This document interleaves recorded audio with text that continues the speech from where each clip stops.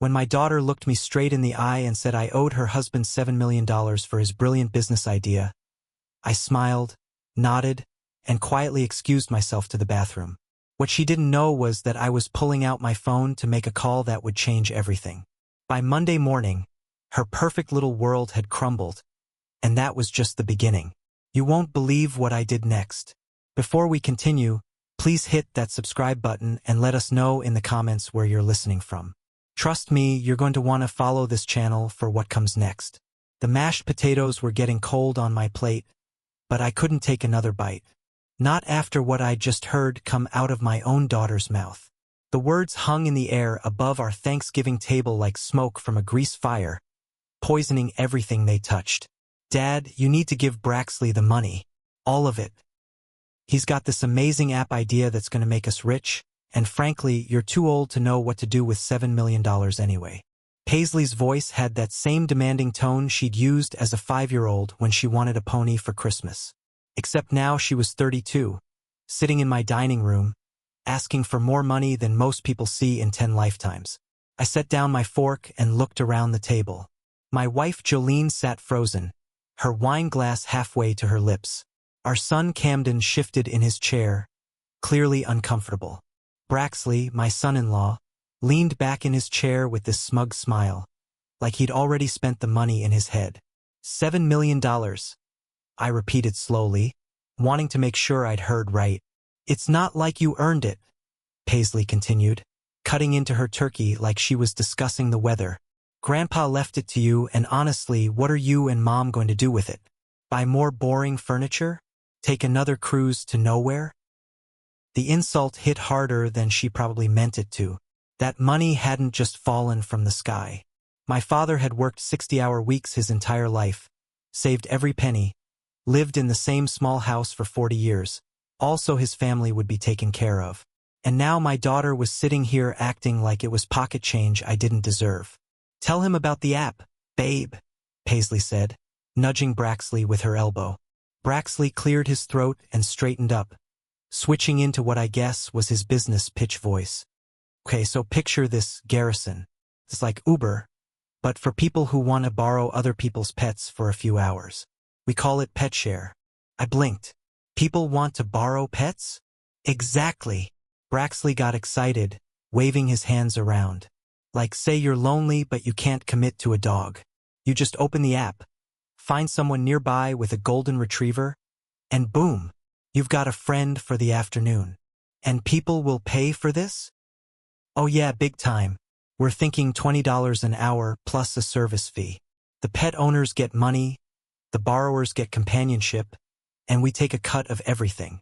I looked at Jolene, who was staring at her plate like she wished she could disappear into it. Camden was texting under the table, probably wishing he was anywhere else.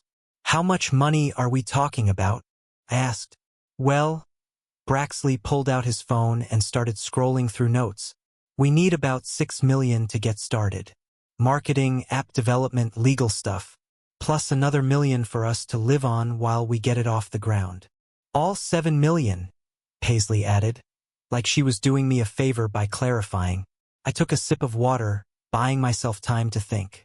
These two had been married for 3 years, and in that time, Braxley had started and abandoned 4 different business ideas. First it was artisanal beard oil, then custom socks with people's faces on them, then some kind of subscription box for hot sauce, and most recently a cryptocurrency trading course. Each one was going to make them millionaires. Each one lasted about 6 months before he got bored and moved on to the next big thing. And if I say no? I asked. Paisley's face changed. The fake sweetness disappeared, replaced by something cold and calculating. Dad, I'm your daughter. This is my husband. We're family. You can't just hoard money while your own children struggle. Struggle? Camden finally looked up from his phone. Paisley, you live in a house that costs more than most people make in 5 years. Stay out of this, Camden, she snapped. Just because you're happy being poor doesn't mean the rest of us have to be poor. Camden was a teacher who owned his own home and had never asked me for a dime since college. But compared to Paisley's lifestyle, I guess he looked poor. I need to think about this, I said finally.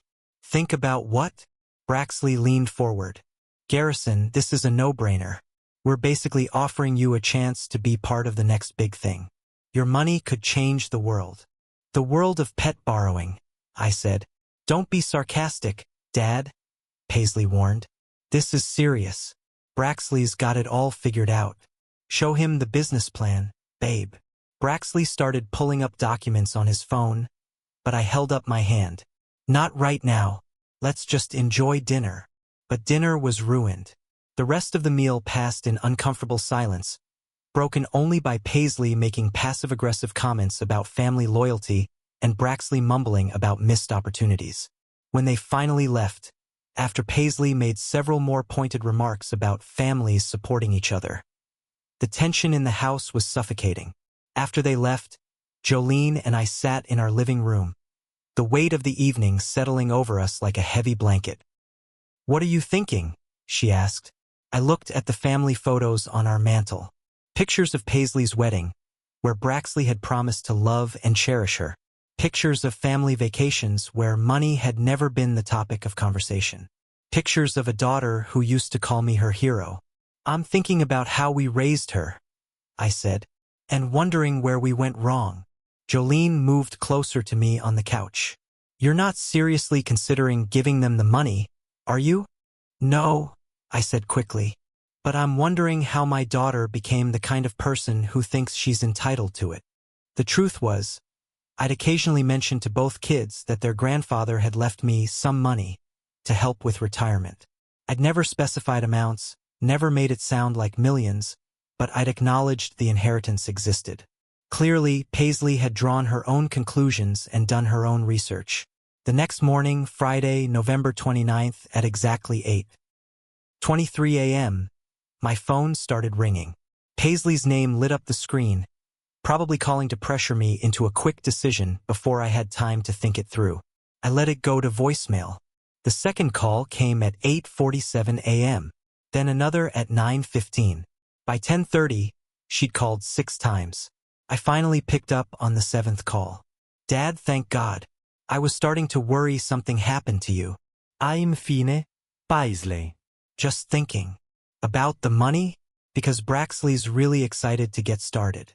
He's already been in touch with some app developers, and they said if we move fast, we could have a prototype by Christmas."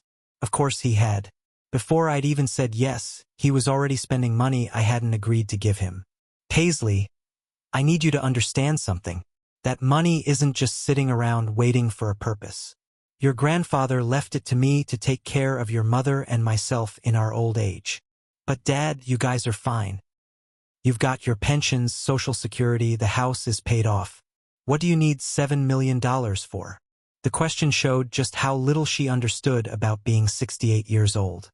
About medical bills and long-term care and wanting to leave something for your children that they could actually appreciate instead of blow on the latest get-rich-quick scheme. "I need to go, honey. We'll talk about this later." "When later?" "Dad, this is time-sensitive. If we don't move now, someone else is going to steal this idea." "Then I guess they'll steal it," I said, and hung up. Jolene was making coffee in the kitchen when I walked in. She looked up at me with tired eyes. "She's not going to give up, you know," she said. "I know. So what are we going to do?" I poured myself a cup of coffee and sat down at our kitchen table, the same table where we'd helped both kids with homework for 12 years. Where we'd celebrated birthdays and talked through problems and made plans for the future. "I'm going to do something I should have done a long time ago," I said. "Which is? I'm going to teach our daughter the value of money." That afternoon, I drove to my financial advisor's office. Marcus Pembleton had been handling my money for 15 years, ever since my father passed and left me more money than I knew what to do with. He was a straight shooter who'd helped me invest wisely and live comfortably without being flashy about it. "Garrison," he said, shaking my hand as I walked into his office. "Good to see you. How was Thanksgiving?" "Educational," I said, settling into the chair across from his desk. "Marcus, I need to ask you about something, and I need you to be completely honest with me." "Of course. If someone wanted to research my finances, how would they go about it?" Marcus frowned. "What do you mean?" "I mean, If my daughter wanted to find out exactly how much money I have, could she do that? Not legally, no. Your financial information is private. The only way someone could access it would be if you gave them permission, or if they had power of attorney, or... He paused. Garrison, is everything okay? I told him about Thanksgiving dinner, about Paisley's demand for $7 million and her attitude about money I hadn't earned, about Braxley's ridiculous business plan and their assumption that I owed them a fortune just because I had it. The thing is, I said, Paisley mentioned a very specific number, 7 million, and while I've mentioned the inheritance to my kids before, I've never told them amounts. Marcus's expression grew serious. You think she's been investigating? I think she's been more than investigating. I think she's been planning this. How could she know specifics? You've been careful about financial privacy, haven't you? I thought so. But now I'm wondering. Marcus pulled up my account on his computer. Your current liquid assets are $7.2 million, plus your house and other investments. That's very close to her number. If Paisley knows that figure, she got it from somewhere specific. Like where? Well, you get statements mailed to your house. Bank letters, investment updates. Does she have access to your mail? I thought about all the times Paisley had dropped by unannounced over the past few months. How she'd always offered to help bring in packages or organize papers.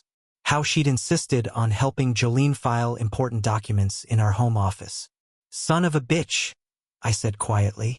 You think she's been going through your mail? I think she's been going through everything. Our files, our statements, probably our computer too. Marcus leaned back in his chair. That's a serious violation of privacy, Garrison. And if she's been accessing your financial information without permission, that could be illegal. What can I do about it? Well, first, we change all your passwords and set up additional security on your accounts.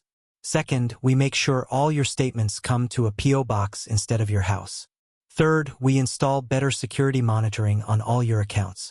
And fourth, he paused. Fourth, you decide how you want to handle this with your daughter. I spent the weekend thinking about that question. How do you handle discovering that your own child has been spying on you, planning to take your money, treating you like an ATM instead of a father? The answer came to me on Sunday night as I was watching the news. A story about a man who'd been scammed out of his life savings by someone he trusted. The reporter was interviewing the victim, asking how he felt about being betrayed by someone so close to him. I'm not angry, the man said. I'm disappointed. There's a difference. Anger fades, but disappointment changes how you see someone forever. That's when I knew what I had to do. Monday morning, December 2nd, at 9:15 a.m., I called Paisley and asked her to come over. I told her I'd made a decision about the money and wanted to discuss it in person. She arrived 43 minutes later, probably breaking several speed limits on the way. Braxley was with her, carrying a folder that I assumed contained their business plan. Dad, I'm so glad you called, Paisley said, giving me a hug that felt different now that I knew what she'd been doing. Braxley's been working all weekend on the details.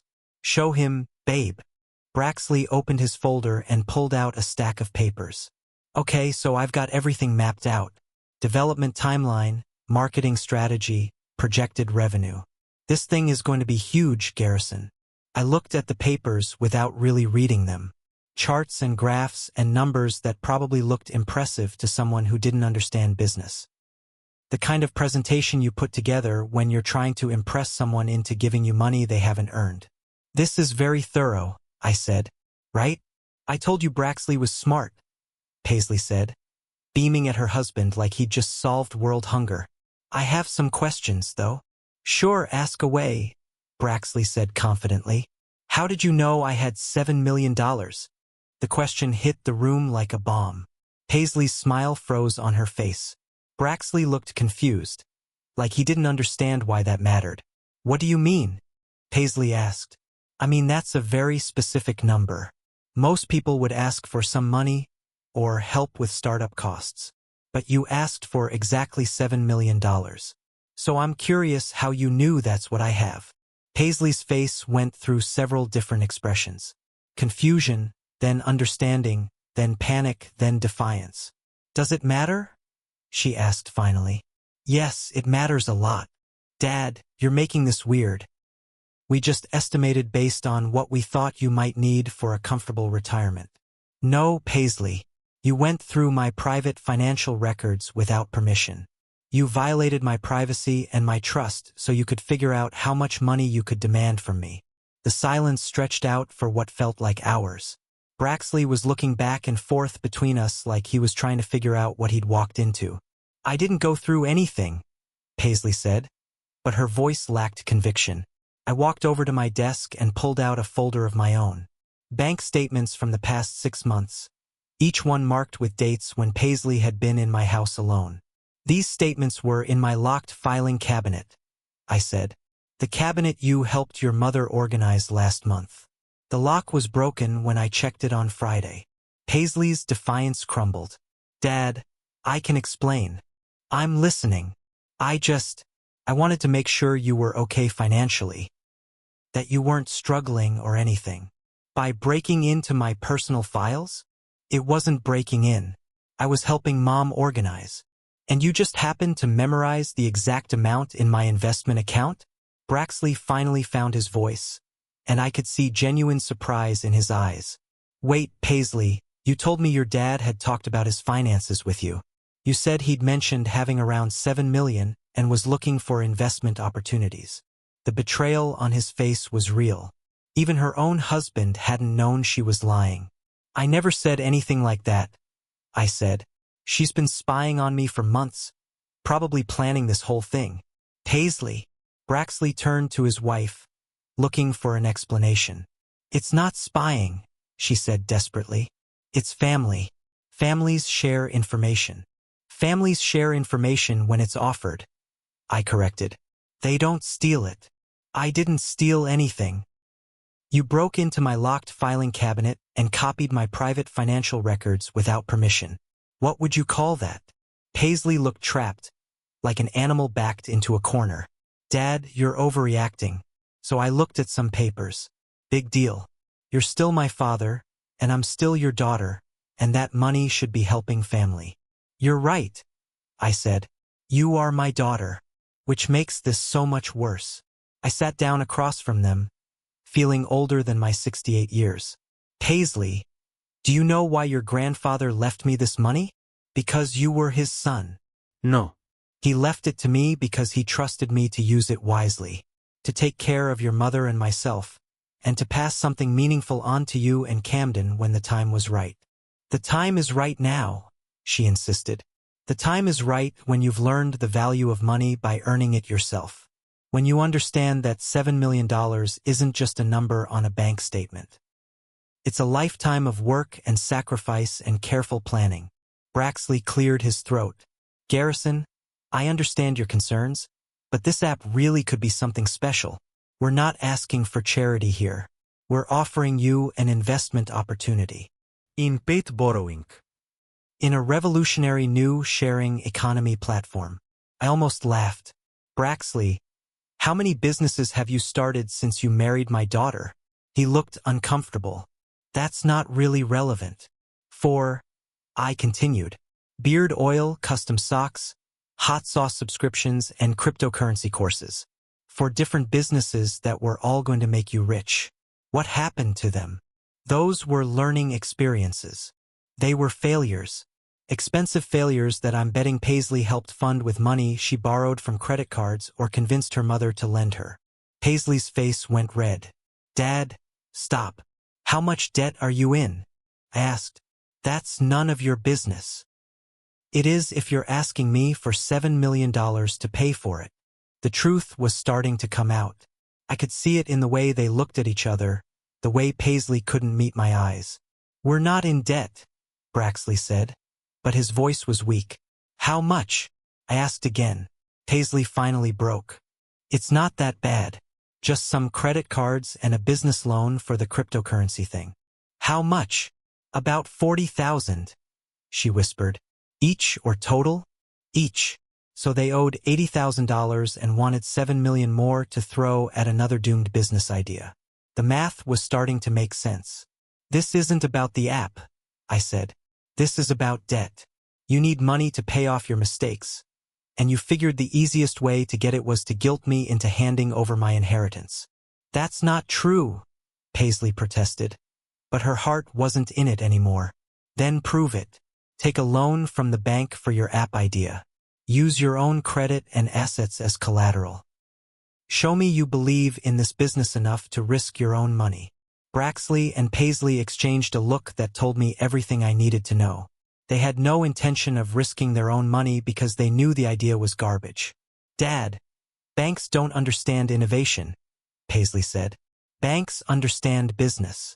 If your idea was as good as you say it is, investors would be fighting each other to give you money. It's not that simple. It is exactly that simple. You want $7 million for an idea that no legitimate investor would touch with a 10-foot pole. I stood up and walked to the window, looking out at the yard where Paisley used to play as a child, where she'd build snowmen and plant flowers and dream about her future. When had she become someone who would lie to her own father for money? Here's what's going to happen, I said, turning back to face them. You're going to leave my house, and you're not going to contact me about money again. Not for the app, not for your debt, not for anything. Dad, you can't be serious. I'm completely serious. You violated my trust and my privacy. You lied to me and tried to manipulate me. That's not how family treats each other. But we need help, Braxley said. Then get jobs. Real jobs. Pay off your debt the way everyone else does. Live within your means and stop expecting other people to fund your fantasies.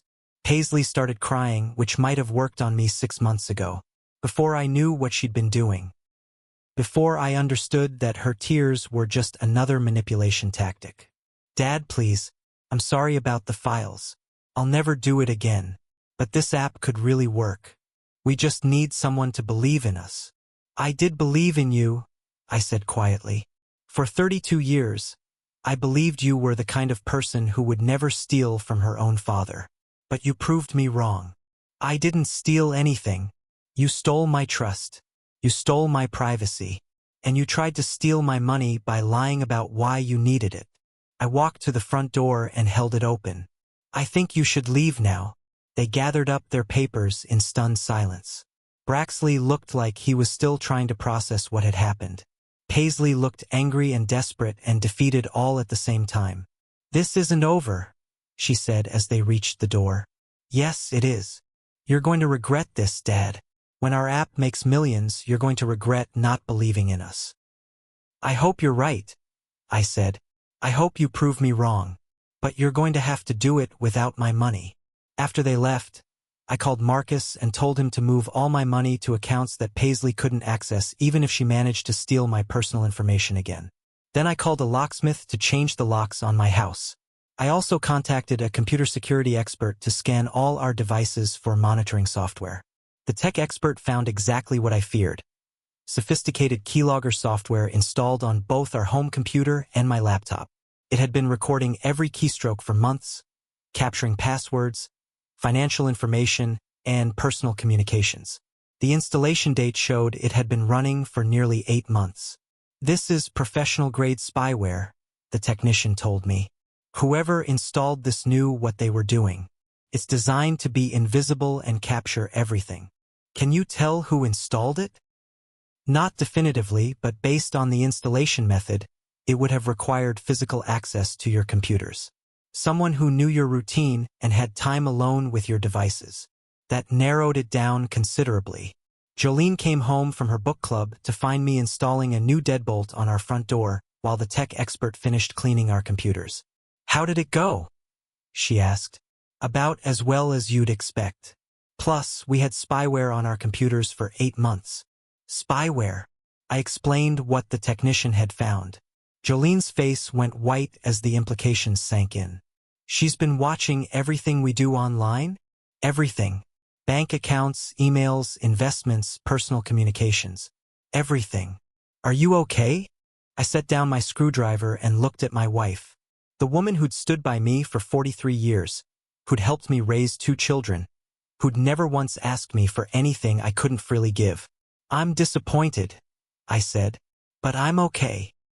That night, Jolene and I talked about what we should do next.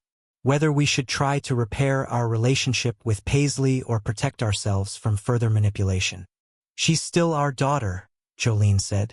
I know, but she's also someone who broke into our private files, installed spyware on our computers, and lied to us for months. I don't know how to be a father to someone like that. Maybe she'll learn from this. Maybe she'll realize what she did wrong and try to make it right. I hoped she was right, but deep down I suspected this was just the beginning. The text messages started Tuesday morning. Short, angry bursts of entitlement and blame. Dad, you're being ridiculous about this. Braxley's really upset. You embarrassed him. I can't believe you're choosing money over family. Mom thinks you're overreacting too. That last one got my attention. I showed the message to Jolene, who shook her head. I never said that. She's lying again. The calls came next. Not from Paisley, but from other family members who'd apparently heard her version of events. My sister called Wednesday evening. Garrison, Paisley says you're refusing to help her and Braxley with their business. Did she tell you how she found out about my finances?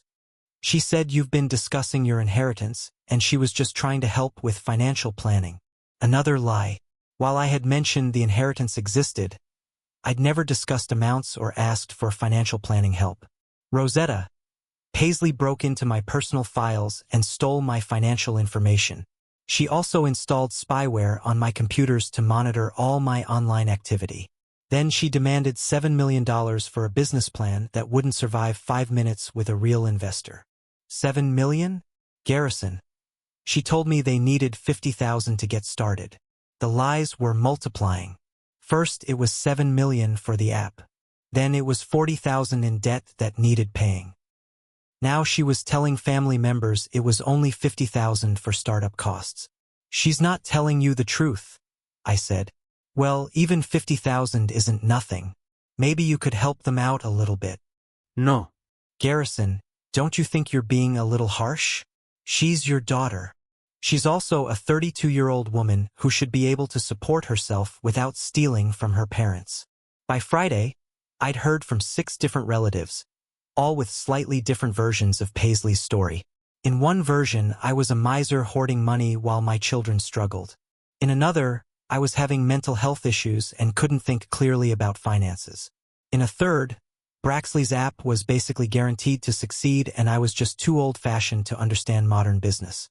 None of them included the part about Paisley breaking into my filing cabinet or installing spyware on my computers. She's running a campaign, I told Jolene. She's trying to turn the whole family against me. So what do? We tell the truth.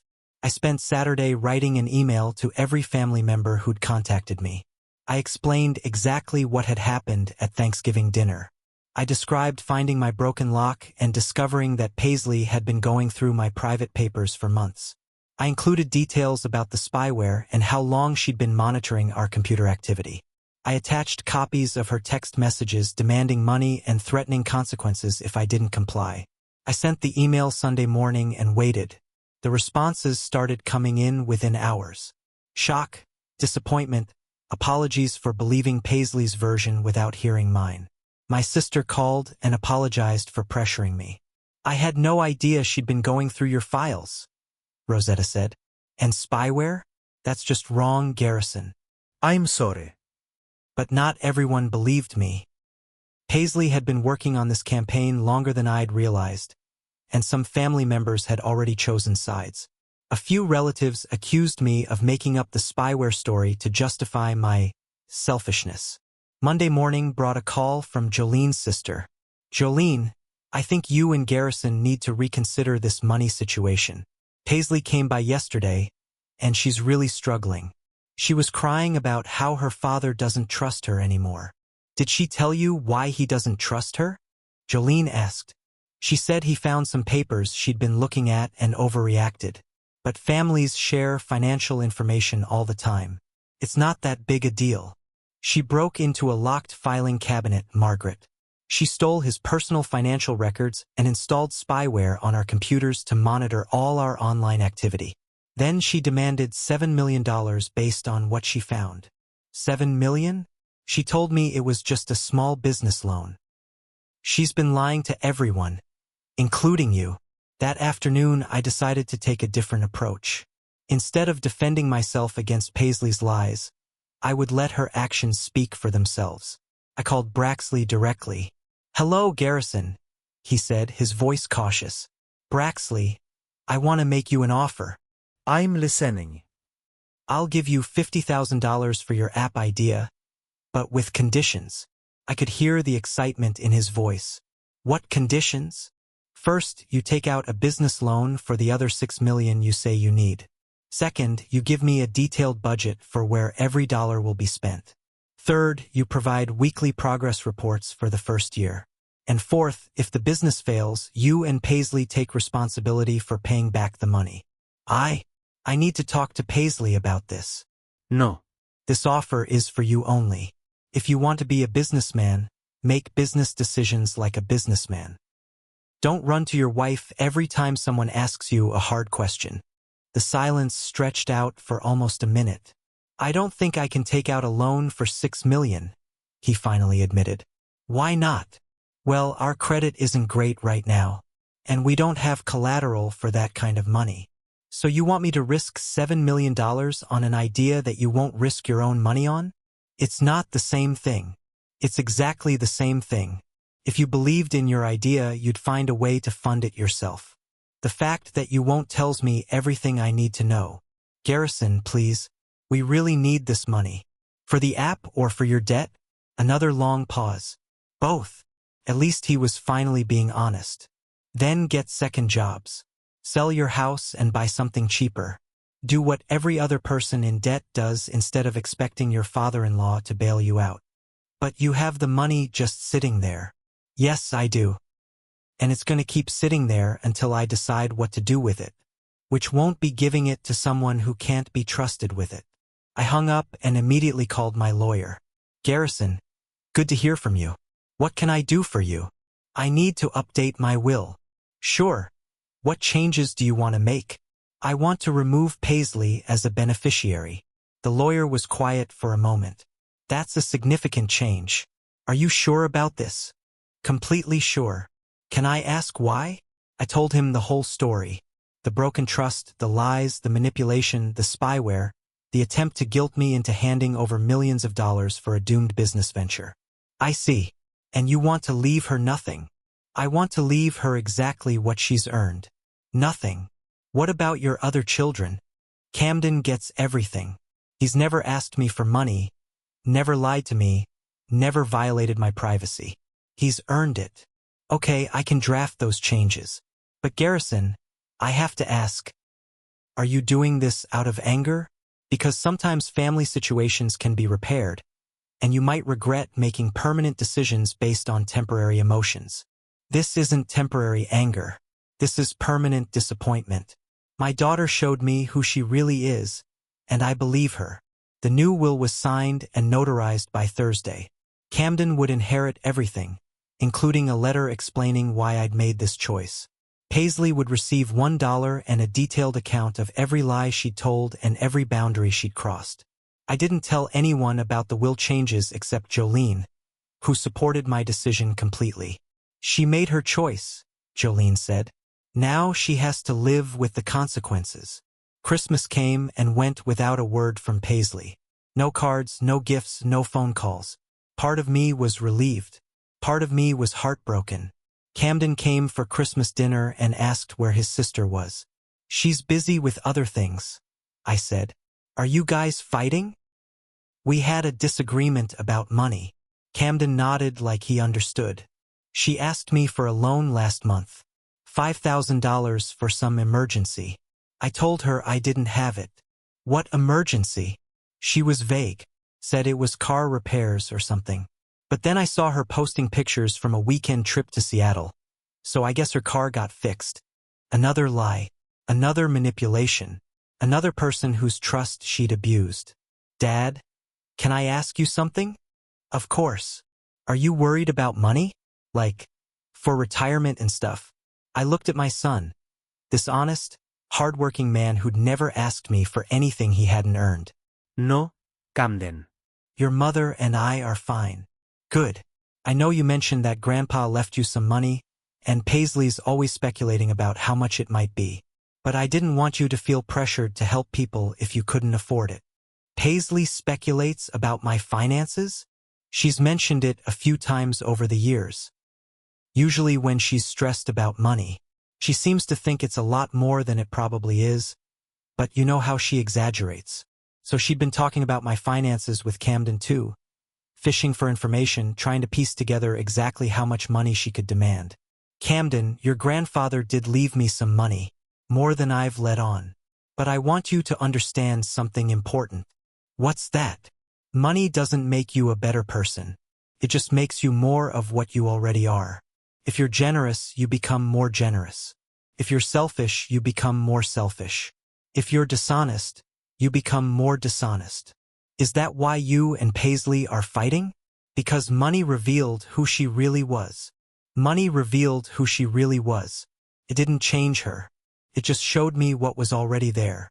Camden sat quietly for a moment, processing this information. Dad, I hope you know I've never expected anything from you financially. Whatever Grandpa left you, that's for you and Mom to use however you see fit. I know that, son, and that's exactly why I trust you. On New Year's Eve, I got a text from an unknown number. Dad, this is Paisley. I got a new phone. I want to apologize for everything and start over. Can we talk? I showed the message to Jolene. What do you think? She asked. I think she's probably in more financial trouble and needs money again. So you're not going to respond? I'm going to respond, but not the way she expects. I typed back, if you want to apologize, do it in writing. A real letter, not a text. Explain exactly what you did wrong and how you plan to make it right. Then we'll talk. The response came back within minutes. Dad, that's ridiculous. I said I was sorry. Can't we just move on? No. Why are you being so stubborn about this? Because saying sorry isn't the same as being sorry. If you can't even acknowledge what you did wrong, then you haven't learned anything. Fine. Whatever. Don't expect me to beg. I don't expect anything from you anymore, Paisley. That's the problem. The conversation ended there. No letter came. No real apology. No acknowledgement of wrongdoing. Just silence. It had been just over a month since Thanksgiving dinner changed everything. Just over a month since I discovered that my own daughter had been stealing my private information and lying to my face. Just over a month since I realized that the person I'd raised and loved had become someone I barely recognized. But the story doesn't end there, because in February, I found out just how far Paisley was willing to go to get my money. It started with a phone call from my bank on February 14th, Valentine's Day. How's that for irony? Mr. Whitaker, this is Jessica from First National. I'm calling about some unusual activity on your account. My blood went cold. What kind of activity? Someone attempted to initiate a large wire transfer from your savings account yesterday evening. The transfer was blocked by our automated security systems because it exceeded your normal transaction patterns, but we wanted to make sure you were aware of the attempt. How much money? $700,000. I sat down hard in my kitchen chair. I didn't authorize any transfer. That's what we figured. The request came through your online banking portal, but several red flags triggered our security protocols. We're treating this as attempted fraud. Can you tell me anything else about the attempt? The transfer was set up to go to an account at Pacific Credit Union under the name B. Harwick Enterprises. The login came from an IP address different from your usual location, and the attempt was made at 11:47 p.m., which is outside your normal banking hours. Braxley Harwick. My son-in-law had tried to steal $700,000 from my account. Despite all the security changes we'd made, they'd found another way in. Mr. Whitaker, we're going to need you to come in immediately to file a report. We'll also need to implement additional security measures on all your accounts. I drove to the bank in a fog of disbelief and rage. How had they gotten access to my online banking again? I changed all my passwords, set up two-factor authentication, and even had the computers professionally cleaned of spyware. At the bank, Jessica walked me through what had happened. Someone had attempted to log into my account multiple times over the past 2 weeks. They'd finally succeeded on February 13th using what appeared to be correct login credentials and immediately tried to transfer the maximum daily wire limit to an external account. Do you have any idea how they might have gotten your login information? Jessica asked. My daughter and son-in-law have been trying to get money from me for months, but we cleaned all spyware off our computers and changed all our passwords. Mr. Whitaker, there are other ways to obtain login credentials. Social engineering, phishing emails, even old-fashioned shoulder surfing. Have you used your banking login anywhere outside your home recently? I thought back over the past few weeks. The only time I'd logged into my bank account outside the house was the library, I said. I checked my balance at the public library about 2 weeks ago when their internet was down and I needed to verify a payment. Public computers are notorious security risks. If someone had access to that computer after you used it, they could potentially recover your login information. But how would they know I used that specific computer? Mr. Whitaker, if someone has been monitoring your activities closely enough, they might know your routines and habits better than you realize. The full scope of the violation hit me. They hadn't just been watching my computer at home. They'd been watching me, learning my patterns, following my movements. The library visit hadn't been random. They'd known I'd go there when our home internet was having problems. This is stalking, I said. It's certainly a very sophisticated invasion of privacy. Mr. Whitaker, this is much more serious than simple identity theft. You should consider involving law enforcement. I spent the rest of the day at the bank, closing accounts, opening new ones, and setting up security measures that would make it virtually impossible for anyone to access my money without multiple forms of verification.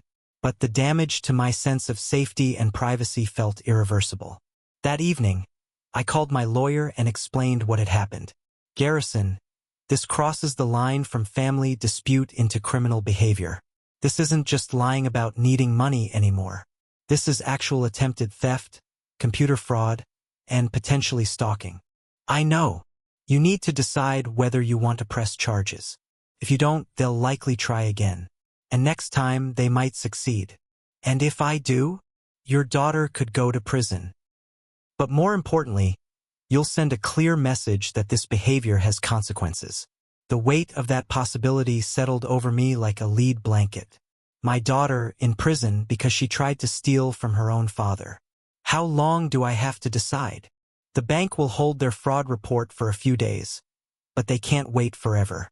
And Garrison, if you don't press charges and they escalate further, you might not get another chance to stop them. I spent the weekend thinking about what to do. Part of me wanted to call Paisley and give her a chance to explain. Part of me wanted to pretend it never happened and hope they'd learned their lesson.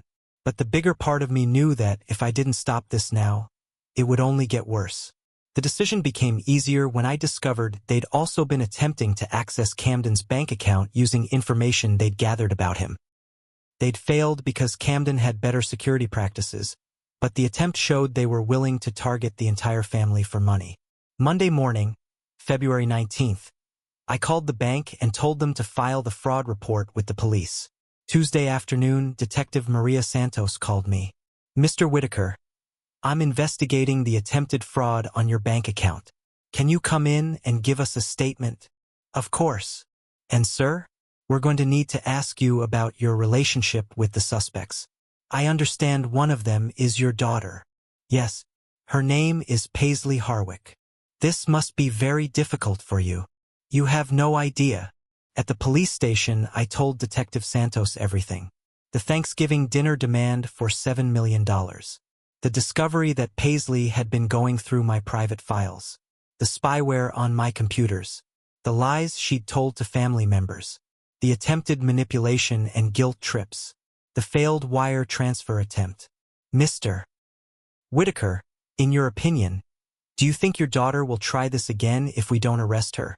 Yes, I think she believes she's entitled to my money, and she'll keep escalating until she gets it or gets caught. And you're comfortable moving forward with charges? I thought about the little girl who used to sit on my lap and ask me to read her stories. The teenager who'd cried in my arms when boys broke her heart. The young woman I'd walked down the aisle on her wedding day. I'm not comfortable with it, I said. But it's necessary. The investigation took several weeks. Detective Santos discovered that the fraud attempt was much more sophisticated than a simple password theft. They'd been conducting surveillance, tracking my movements, and gathering information from multiple sources. They'd also made unsuccessful attempts to access accounts belonging to other family members. This was a coordinated campaign, Detective Santos explained. They'd been planning this for months, maybe longer. The arrests happened on Thursday morning, March 14th. Detective Santos called to let me know. We picked them both up about an hour ago. Your daughter for identity theft, computer fraud, attempted grand theft, and stalking. Her husband for conspiracy, fraud, and accessory charges. They'll be arraigned tomorrow. How did they react? Your daughter was shocked. She kept saying there must be some mistake, that she would never steal from her family. Her husband was quiet. I think he knew this was coming. What happens next? They'll probably make bail tomorrow. Then it's up to the district attorney whether to pursue charges. With your testimony, the bank's evidence, and the digital forensics we've gathered, it's a very strong case. That evening, my phone started ringing. Not Paisley's number, but numbers I didn't recognize. Friends of hers, probably, calling to tell me what a terrible father I was for having my own daughter arrested. I didn't answer any of them. Friday morning brought a call from a number I did recognize. Camden. Dad. What the hell is going on? Some woman just called me crying, saying Paisley got arrested. Your sister and Braxley tried to steal $700,000 from my bank account. What? They've been conducting surveillance on me for months, tracking my movements, gathering information from multiple sources. They hacked into my online banking and attempted a wire transfer to an account under Braxley's business name. Jesus Christ, Dad. Are you serious? Completely serious. The bank caught it and called the police. I can't believe this. I mean, I knew she was desperate for money, but stealing from her own father. Desperate for money? Yeah. She called me last week asking for another loan. Said they were facing eviction and needed help immediately. I told her I couldn't help, but I offered to connect her with a financial counselor. How much did she ask for this time? $3,000. She said it was just until they could get back on their feet. More lies. Even if they were facing eviction, that didn't justify attempting to steal $700,000 from my bank account. Dad, are you okay? This must be killing you. I'm angry and sad and disappointed all at the same time. But I'm okay. Do you want me to come over? No, son. Your mother and I just need some time to process this. Okay, but Dad, you did the right thing. I know it hurts, but you can't let people steal from you, even if they're family. Saturday brought the call I'd been dreading. Paisley, probably calling from jail or from someone else's phone. Dad, how could you do this to me? I didn't do anything to you, Paisley. You did this to yourself. I'm your daughter. You had me arrested like some kind of criminal. You are a criminal. You tried to steal $700,000 from my bank account. That's not stealing. That's my inheritance. No, it's not. It's my money, in my account, that you tried to take without permission. That's the definition of stealing. Dad, please, you have to drop the charges. I'll lose my job if I have a criminal record. Braxley will lose his job too. We'll lose everything. You should have thought about that before you committed computer fraud and attempted grand theft. Computer fraud? Dad, I'm your daughter. You taught me how to use computers. I taught you how to use computers to enrich your life, not to spy on mine and steal my money. It's not spying when it's family. Yes, it is. Installing monitoring software, tracking my movements, gathering information from multiple sources. That's stalking, Paisley. That's criminal behavior. The conversation was getting nowhere. Every excuse led to another lie, and every lie revealed more betrayal. Dad, please, I'm begging you, drop the charges and we'll disappear. You'll never hear from us again. It's too late for that. You crossed a line that can't be uncrossed. What line? What did I do that was so terrible? You violated my privacy, stole my personal information, installed spyware on my computers, conducted surveillance on me, lied to me for months, manipulated family members against me, and attempted to steal $700,000 from my bank account. If you can't see what's wrong with that, then there's no point in continuing this conversation. Dad, wait. I hung up. The legal process moved slowly but steadily. Between the arrests and the trial date, which was set for October 15th, I learned even more about my daughter's activities than I ever wanted to know. The computer forensics revealed that the spyware on my devices had been much more sophisticated than originally discovered. It hadn't just recorded keystrokes, it had been taking screenshots, recording audio through the microphone, and even accessing the camera at times. They'd been watching and listening to private conversations between Jolene and me for months. The surveillance went beyond digital monitoring. They'd been following me to the bank, the grocery store, even to doctor's appointments. They'd photographed my license plate, documented my routines, and created detailed profiles of my daily activities. They'd also been using my personal information to apply for credit cards and loans in my name. 7 different accounts had been opened, with a total available credit of over $90,000. They'd been making minimum payments to keep the accounts active and prevent me from discovering them. But the debt was mounting rapidly. Mr. Whitaker, Detective Santos explained during one of our meetings, this was an extremely sophisticated identity theft operation. They'd been systematically stealing your identity and financial information for over a year, building up to this attempted theft. How much money did they steal altogether? Between the fraudulent credit accounts, some smaller transfers they made before the bank's security caught them, and various other schemes, we're looking at approximately $87,000 in direct theft, plus another $93,000 in fraudulent debt opened in your name. $180,000. Money I'd worked 40 years to save, gone to fund their lifestyle while they planned to steal even more. Will I get it back? Some of it, maybe, but a lot of it was spent on living expenses, paying off other debts, and funding their failed business ventures. Unless they have hidden assets we can seize, you'll probably lose most of it. The trial lasted 5 days. I testified about the Thanksgiving dinner conversation, about finding my broken filing cabinet, about the spyware discovered on my computers. The bank testified about the attempted wire transfer and the sophisticated methods used to access my accounts. Computer forensics experts testified about the surveillance software and the extent of the privacy violations. Other witnesses testified about the credit fraud and smaller thefts I hadn't even known about. Paisley and Braxley sat at the defendant's table looking like they couldn't believe this was happening to them. Paisley cried through most of the testimony.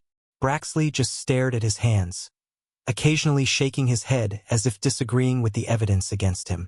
Their lawyer tried to paint them as desperate young people who'd made mistakes out of love and financial pressure. He talked about their debt, their failed businesses, their fear of losing their home. He argued that Paisley's actions were motivated by concern for her father's financial security, not greed. The prosecutor painted them as sophisticated criminals who'd spent over a year planning to defraud an elderly man out of his life savings. She presented evidence of their systematic approach, their use of professional-grade spyware, and their willingness to violate every boundary of privacy and trust. The jury deliberated for 8 hours over 2 days. Guilty on all counts. Paisley received 2 years in state prison and 7 years probation. Braxley received 2.5 years and 7 years probation. They were also ordered to pay restitution of $180,000, though the judge acknowledged I'd probably never see most of that money. After the sentencing, I sat in my car in the courthouse parking lot and cried. Not because I felt sorry for them, but because I was grieving the daughter I thought I had. The person I'd raised and loved had never really existed. She'd been a lie just like everything else. Jolene was waiting for me when I got home. "How do you feel?" she asked. "Empty." Sad. "Relieved." "I don't know. Do you regret pressing charges?" No. If I hadn't stopped her, she would have kept escalating until she'd stolen everything. What do we do now? We move on. We live our lives without looking over our shoulders, wondering when the next lie or betrayal is coming. And when she gets out of prison, that's up to her. If she wants to be part of this family, she'll have to earn her way back. And that starts with taking full responsibility for what she did and making real changes in her life. Do you think she will? I don't know. But I'm not going to hold my breath waiting to find out.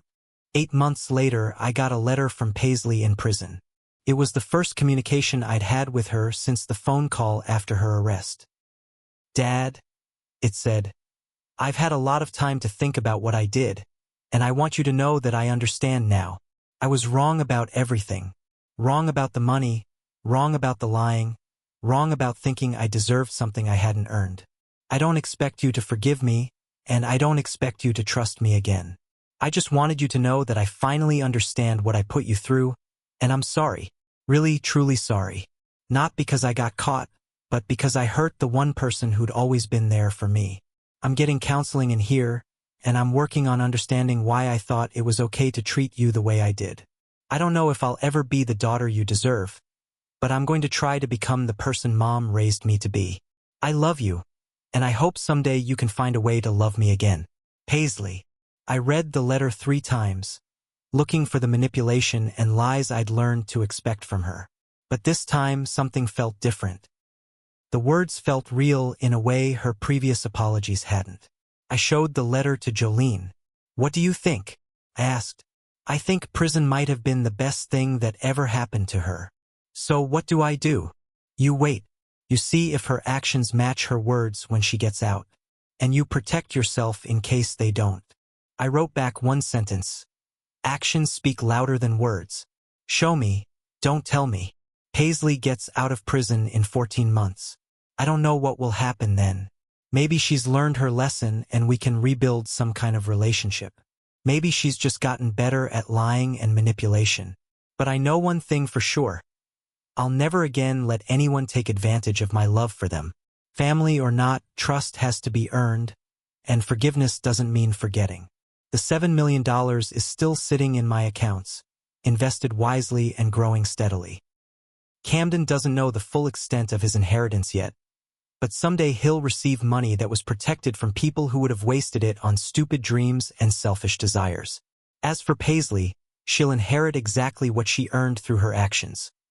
$1 and a detailed account of every lie she told and every boundary she crossed. But if she ever proves she's truly changed, if she ever becomes the person I thought I raised, then maybe we can talk about second chances. Until then, I'm done being anyone's personal bank account. I'm done letting people guilt me into giving them things they haven't earned.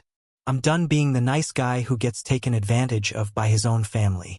They say blood is thicker than water, but trust is thicker than blood, and once it's broken, it takes more than sorry to fix it. Sometimes the people who hurt us most are the ones we love the most.